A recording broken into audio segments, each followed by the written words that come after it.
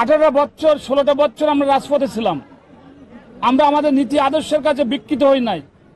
আজকে দেন ছাত্রলীগ যারা করেছে তাদেরকে নিয়ে এসে আজকে এই জামাতের শিবিরের বড় বড় পোস্টগুলো দিয়ে আজকে তারা বিভিন্ন জায়গায় কমিটি করে তারা একটা হুমকি স্বরূপ কথাবার্তা বলছে। বৃক্ষ তোমার ফলে পরিচয়, আমরা মরে যাইনি, যখন খেলা হবে তখন ঠিক খেলা করবো আমরা।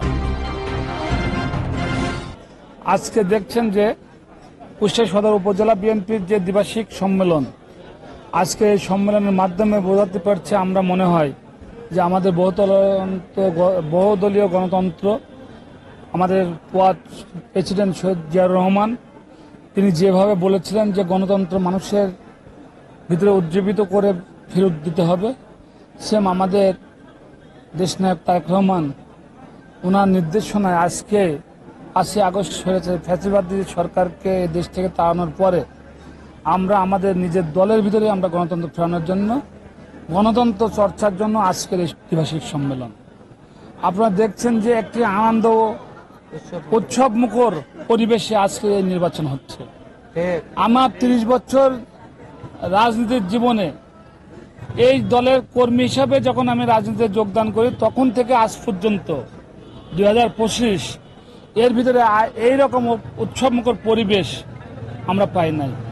বিগত দিন এদেশে এই কুষ্টিয়াতে জেলা বিএনপির সাবেক প্রেসিডেন্ট সেক্রেটারি অনেকেই আইছে, বিশেষ করে তাদেরকে আমি দেখি নাই যে কোনো জায়গায় ভোটের মাধ্যমে আমাদের নেতৃত্ব বেছে নিতে হয়েছে। তারা যেভাবে বলেছে সেইভাবে এক এক কর্নার থেকে একজন হয়ে গেছে, যেটাকে বলে পকেট কমিটি। সেই পকেট কমিটি আজকে নাই। আজকে অরিজিনালি মাঠে কারা কাজ করেছে সাধারণ জনগণের ভোটার নিয়ে, আজকে যারা এখানে নির্বাচিত হওয়ার জন্য ক্যান্ডিডেট হয়েছে প্রত্যেকেই কিন্তু তারা ভালো এবং তারা মাঠে কাজ করেছে। এর ভিতরেও বেশি ভালো কে সেটাকে যাচাই বাছাই করার জন্য আজকে ভোট ব্যালটের মাধ্যমে আমরা সেই ভোটারকে বা সেই নেতাকে আমরা খুঁজে বের করছি। আমরা এখানে কোনো গ্যাঞ্জাম ফ্যাসাদ মনোহিংসা কোনো কিছুই নাই। আমরা সবাই একই কাতারের একই জায়গায় থেকে আজকে বিএনপি পরিবারের ভোট হচ্ছে। ভোট শেষে আমরা সবাই আবার এক কাতারে চলে যাব।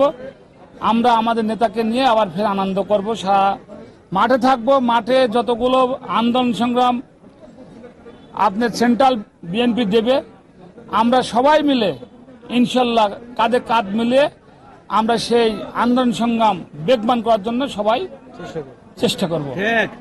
আচ্ছা, আগামী নির্বাচনকে সামনে রেখে একটি বহনার ষড়যন্ত্র করছে, নির্বাচন কেন্দ্রিক মানে অন্য যে ষড়যন্ত্র চালাচ্ছে, আসলে এই ষড়যন্ত্র মোকাবেলা করতে আপনারা কি সবসময় প্রস্তুত আছেন? বা আপনি যে প্রশ্নটা করছেন, দেখেন 5ই আগস্ট একদিনে কিন্তু তৈরি হয় নাই। এই 5 আগস্ট হওয়ার আগেও কিন্তু দীর্ঘ 16টা বছর বিএনপি মাঠে ছিল। এদেশে জামাত ছিল, এদেশে আরো অনেক দল ছিল। আজকে 5ই আগস্ট বৈষম্য ছাত্র আন্দোলন জনতার মাধ্যমে দেশ থেকে যে স্বৈরাচারী শাসক গোষ্ঠী এই দেশ থেকে পালাই গেছে। আমরা জানি যে আগামী ফেব্রুয়ারিতে যদি নির্বাচন না হয় আমাদের আবার নতুন করে একটা যুদ্ধের সঙ্গে আমাদের যুদ্ধ মোকাবেলা করতে হবে। আমরা প্রস্তুত আছি রাজপথে। আমরা কিন্তু ভাষা পানা না, এদেশে আমরা স্বৈরাচারী শাসক না, আমরা এদেশের স্বৈরা শাসকের মতো দল চালাই না। বিএনপি একটি শক্তিশালী দল। এদেশে আমার জনগণ সাধারণ মানুষের দল। আমরা যেমন এদেশের মানুষকে নিয়ে স্বৈরা শাসককে হটাতে পেরেছি।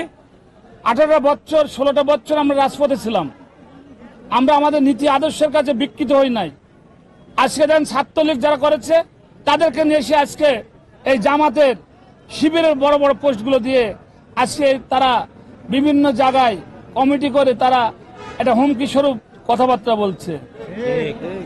বৃক্ষ তোমার ফলে পরিচয়, আমরা মরে যাইনি, যখন খেলা হবে তখন ঠিক খেলা করবো আমরা ইনশাল্লাহ।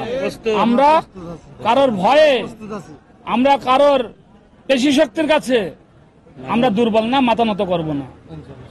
আমরা গণতন্ত্র রক্ষার ক্ষেত্রে, দেশের সার্বভৌমত্ব রক্ষার ক্ষেত্রে আমাদের যেখানে যেটুকু করার দরকার আমাদের নেতা দেশ তারেক রহমান উনি যে নির্দেশনা দেবে সেই নির্দেশনা অনুযায়ী আমরা সেই কাজগুলো করবো ইনশাল্লাহ।